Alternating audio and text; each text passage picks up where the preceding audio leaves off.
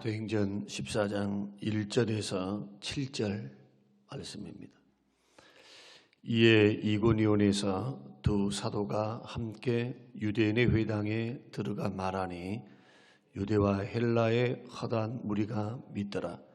그러나 순종하지 아니하는 유대인들이 이방인들의 마음을 선동하여 형제들에게 악감을 품게 하거늘 두 사도가 오래 있어 주를 힘입어 담대히 말하니 주께서 그들의 손으로 표적과 기사를 행하게 하여 주사 주의 은혜의 말씀을 증언하시니 그 시내에 무리가 나뉘어 유대인을 따르는 자도 있고 두 사도를 따르는 자도 있는지라.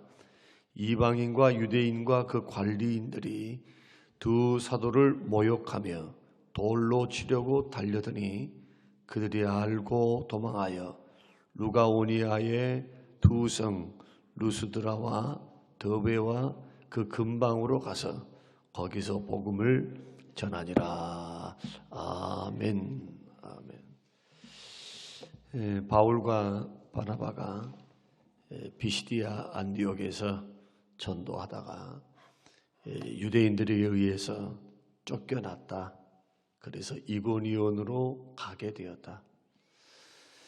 이 말씀이 우리가 어제 금요일 날 주신 말씀입니다.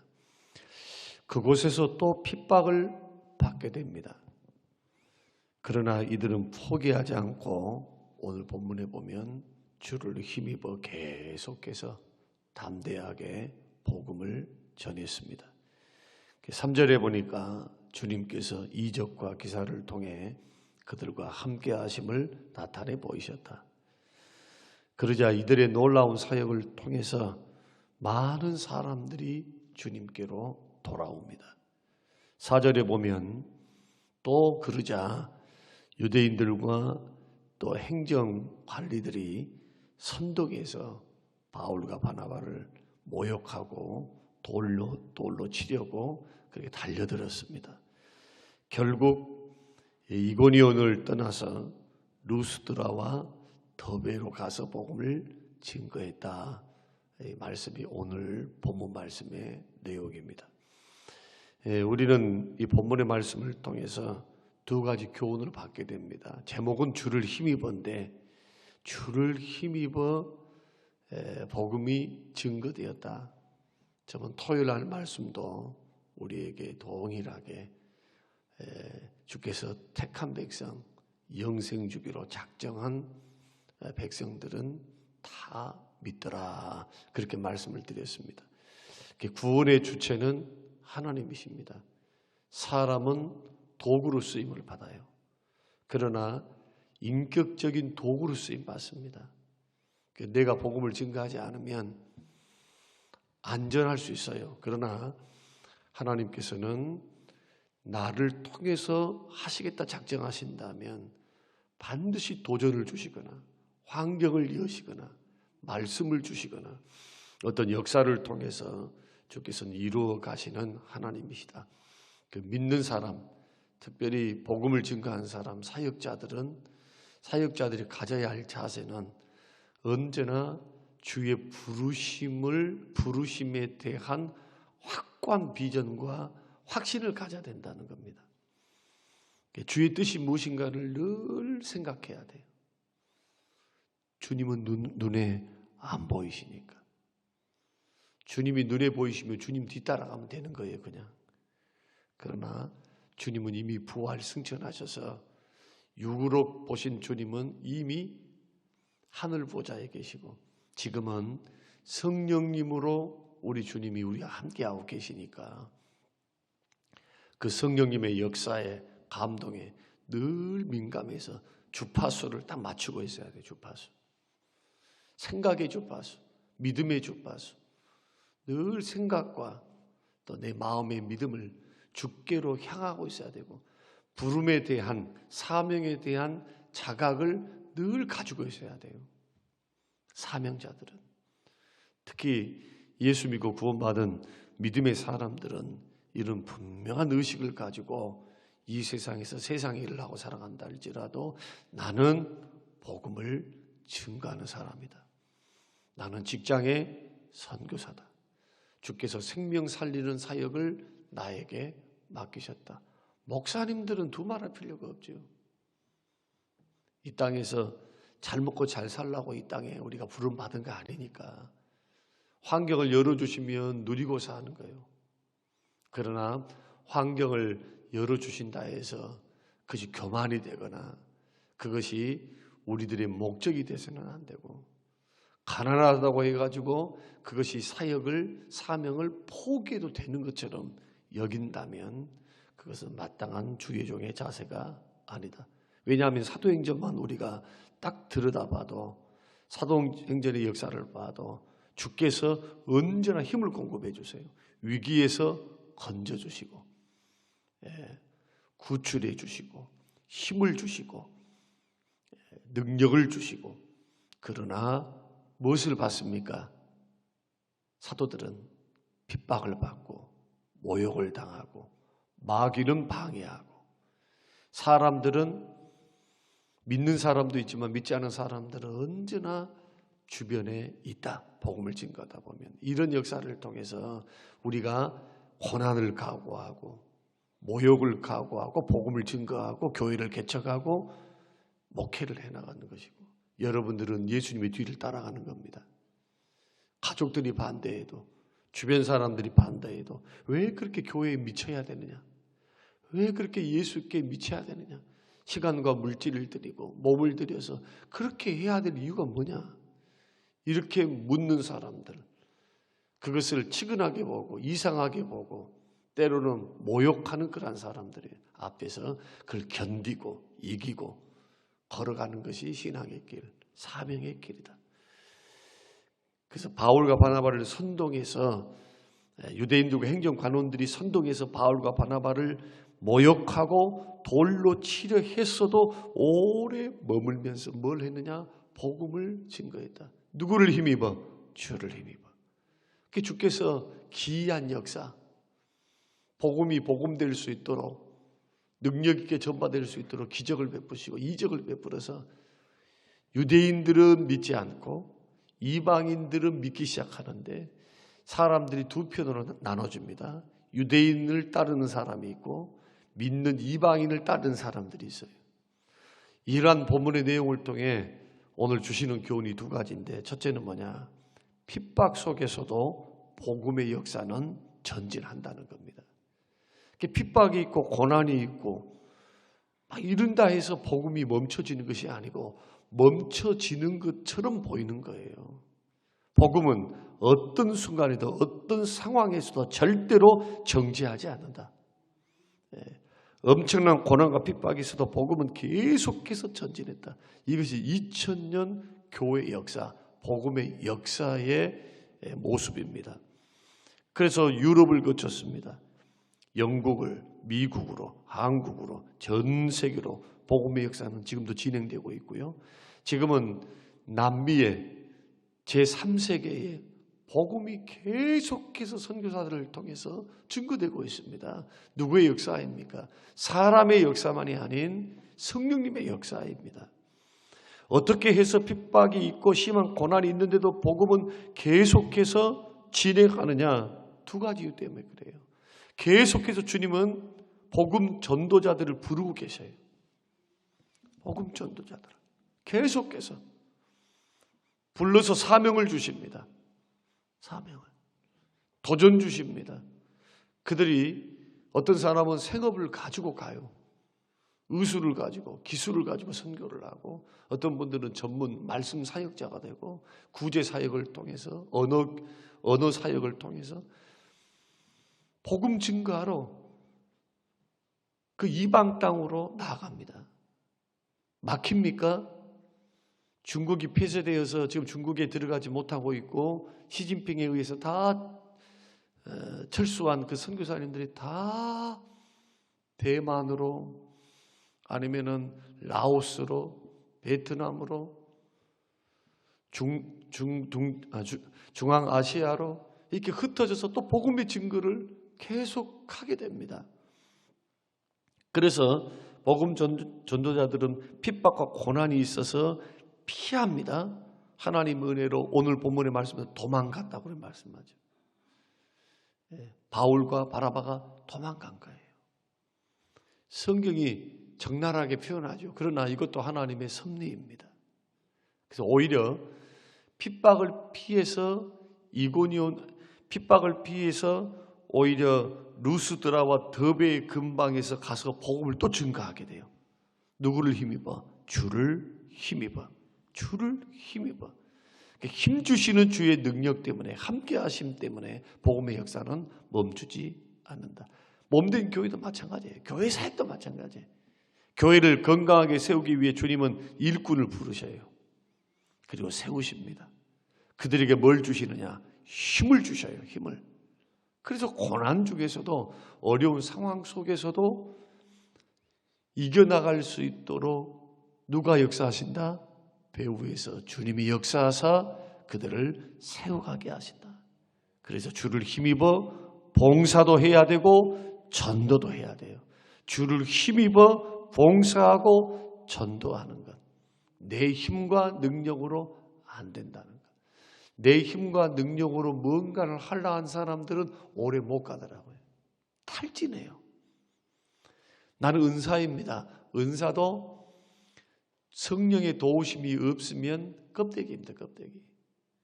자기 힘이 다 빠져버리면 쓸모없어요. 움직일 힘도 없어요. 번아웃이라고 그래요. 번아웃. 에너지가 다 타버렸어. 마음도 생각도 이제는 완전히 무너져버려요. 열정도 사라진 상태. 그런 상태가 옵니다. 누구 역사가 없으면. 성령님의 역사가 없으면. 반대로 번아웃 됐을 때도 우리를 이렇게 세우실 수 있는 분은 성령님이십니다. 성령께서 우리에게 은혜를 주십니다. 번아웃 됐을 때 사람은 직감을 합니다. 아, 나에게 지금 은혜가 필요하구나. 나에게 능력 주실 분은 주님이시구나. 나를 도우실 분은 주님이다. 나를 세우실 분은 주님이다. 직감하게 돼요. 기도할 힘조차 없을 그때에 생각으로 주를 바라보는데도 주께서 크게 들으시고 신음소리를 크게 들으시고 한량 없는 주의 은혜를 하늘문을 여사 부어주십니다. 강력하게 부어요. 강력하게. 내가 그만큼 탈진하고 실망하고 절망하고 있으니까 더 강력한 역사를 통해서 우리의 손을 붙들어서 주의 길 걸어가게 하는 거예요. 그 재미나는 것은 구원이란 하나에서 10가지 하나님의 사역이지 사람의 사역이 아닙니다.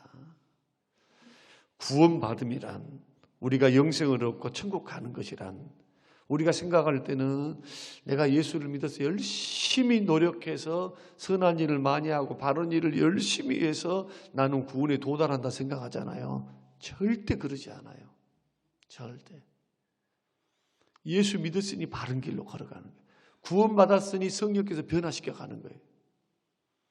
변화시켜 가는 그 주된 성령의 역사에 나의 순종을 통해서 내가 그 성령의 음성의 감동의 역사를 강력하게 받아들여서 순종이 크면 빠른 변화를 가져가고 순종이 적으면 적은 변화를 가져간 것 뿐이지 우리의 변화를 주도하신 분은 성령님이세요.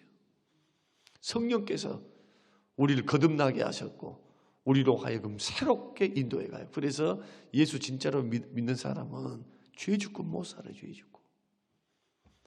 죄 지으면 성령께서 우리에게 도전을 주시고 자꾸 찔림을 주시고 사생자가 아니니까 징계도 해. 징계. 그렇게 하면서 우리를 인도해 가시는 거예요. 그게 누구의 역사입니까? 구원이. 주님의 은혜죠. 주님의 은혜. 구원받고 난 후에도 계속적으로 간섭하시고 계속적으로 나를 붙드시는 주의 은혜라. 그래서 우리의 노력, 우리의 선행, 우리의 발음 이것은 도덕을 위한 우리의 노력이 돼서는 안 돼요. 그러면 신앙생활이 굉장히 지쳐요. 지쳐. 성령에 감동되고 성령의 사역을 따라 나가고 나의 부족함이 있고 연약함이 있고 힘든 일이 있어도 육신의 소욕을 멀리하고 성령의 소욕을 따라서 늘 가려고 해야 돼요. 늘 의지하면서 기도하면서 성령님 붙들어 주세요. 연약합니다. 부족합니다. 주의 능력 없으면 주의 일을 할 수 없습니다. 이런 겸손함과 간절함과 기도함과 의지함과 신뢰함이 기본적으로 장착이 되어 있어야 돼요. 이게 기도로 나타나야 돼요. 이것이 기도로 나타나야 돼요. 젊을 때 이걸 배워놔야 돼요. 젊을 때. 대부분 시행착오를 겪고 난 후에 목회가 안 돼서 배우는 게 이겁니다. 목회가 잘 돼서 배우는 것이 아니고 목회가 안 돼서 배우는 거. 목회가 잘 되다가도 주께서 건강을 거둬가시면은 그때 배우는 게 이거라니까요. 잘 될 때도 교만할 필요 없고 안 될 때도 절망할 필요가 없어요. 우리 모두는 주를 힘입어 사는 존재인 줄로 믿습니다. 주를 힘입어 사는 거예요. 두 번째는 복음이 들어가는 곳에는 언제나 두 가지 역사가 일어난다. 이것은 내일 저희들이 말씀을 나누겠습니다. 이 본문의 말씀을 가지고 내일 더 구체적으로 이 두 번째 말씀은 제가 두 가지로 나누어서 더 드릴 말씀이 있어요. 깨달은 말씀이.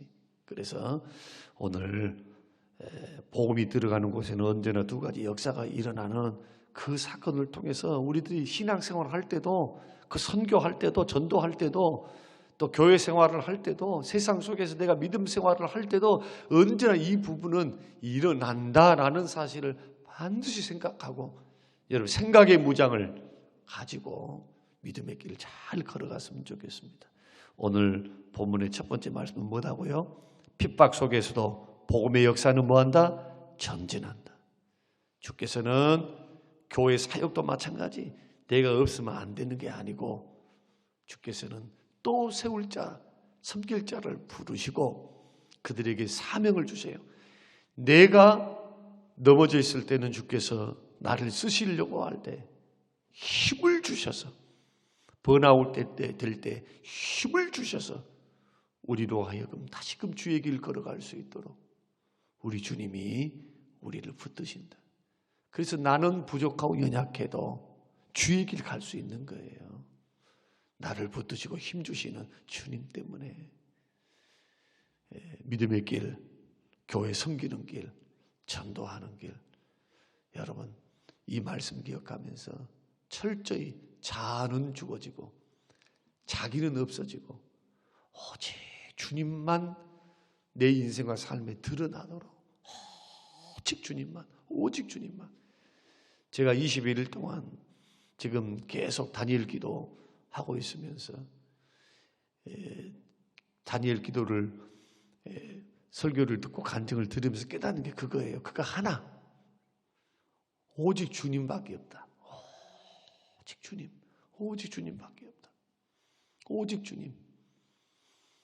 더 이상 설명이 필요합니까? 생사화복을 주관해 가신 주님. 거름떠미에서 드시는 주님. 그 어려운 환경을 허락하셨지만 거기에는 선하신 주의 뜻이 있다. 결국 누가 승리하십니까? 주가 승리하시는 거예요. 주가. 여러분 저도 여러분도 인생을 살아왔습니다만 저도 의사로부터 선고받기를 코로나 이후에 목이 정상적으로 돌아가지 못합니다라는 그런 선고를 받았어요. 약물 치료를 받을 때는 2달 이후에 조금 좋아졌어요. 그런데 또 쓰니까 옛날 그 꾀꼬리 같은 목소리는 사라져 버렸어요. 선생님 말씀이 그래요. 이제는 목사님 고운 목소리 못하니까 설교를 어떻게 해야 되느냐. 살살 하세요. 점잖게 하세요. 절대로 갑자기 하면서 강단에서 강하게 말하는 것은 절대로 목에 치명적이니까 그러지 마세요. 기침하는 것도 안 좋습니다 하고 운동을 2가지를 가르쳐 주세요. 운동. 이거 목사님 굉장히 돈 주고도 이 이비인후과 의사들만 알 수 있는 목이 좋아지는 운동입니다. 하면서 두 가지를 꼭 하라 하셨어요. 21일 동안 지금 단일 기도회를 하는데 저는 얼마나 답답한지 몰라요. 은혜는 맞는데 왜냐하면 부르짖지를 못해. 작년에 지금 우리가 4, 5년 하고 있는데 제가 방송 인도자들과 더불어서 여기서 무슨 마이크를 가지고 찬양하고 함께 기도하고 그렇게 현장감 있게 했거든요. 굉장히 참 목 하나만 이렇게 어려워도 참 그 은혜의 질이 떨어진다.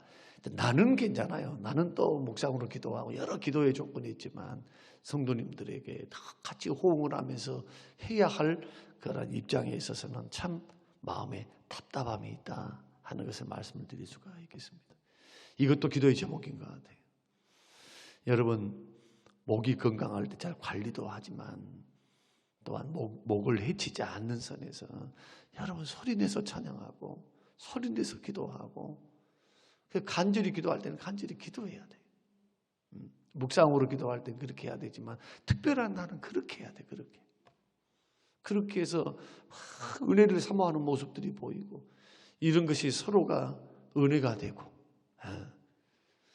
은혜는 은혜를 낳기 때문에 감동과 열정은 전염이 되기 때문에 이런 역사를 이루어야 되는데 이런 역사가 저와 여러분에게 꼭 있어서 저는 주께서 우리 교회를 힘주시고 은혜 주시기를 원합니다.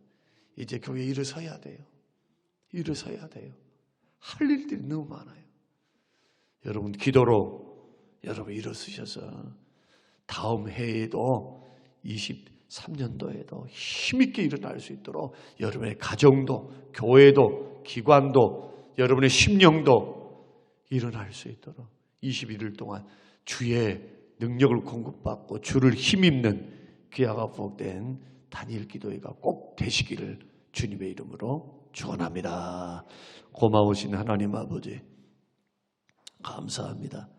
우리에게 은혜를 주사 우리가 주의 은혜가 아니면 살 수 없듯이 주를 힘입지 않고서는 주여 사명을 감당할 수가 없습니다.